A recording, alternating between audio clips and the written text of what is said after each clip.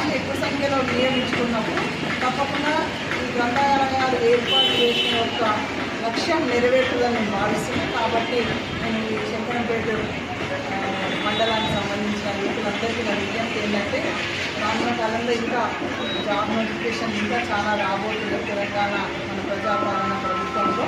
కాబట్టి ఈ గ్రంథాలయాన్ని విరివిగా వినియోగించుకోవాలి. అదేవిధంగా ఉద్యోగాల్లో మరి సక్సెస్ అయ్యి ఉద్యోగాలు సాధించి వాళ్ళ జీవితంలో సక్సెస్ కావాలి. గ్రంథాలయాన్ని వినియోగించుకోవాలని మరొకసారి చెప్తూ ఇంకా రేపటి వాళ్ళు వచ్చి వినియోగించుకున్న క్రమంలో ఏమైనా వాళ్ళకు ఇంకా ఇవి తక్కువ ఉన్నాయి, ఈ మెటీరియల్ తక్కువ ఉంది, ఈ గ్రంథాలు అవసరం ఉన్నాయని వాళ్ళు చెప్పినట్టు తప్పకుండా అవి కూడా మరి నెరవేర్చే దిశలో ముందుకు తీసుకెళ్తాం. ఈ గ్రంథాలయాన్ని ఇంకా అభివృద్ధి పరంగా తీసుకెళ్ళడానికి మా వంతు కృషిని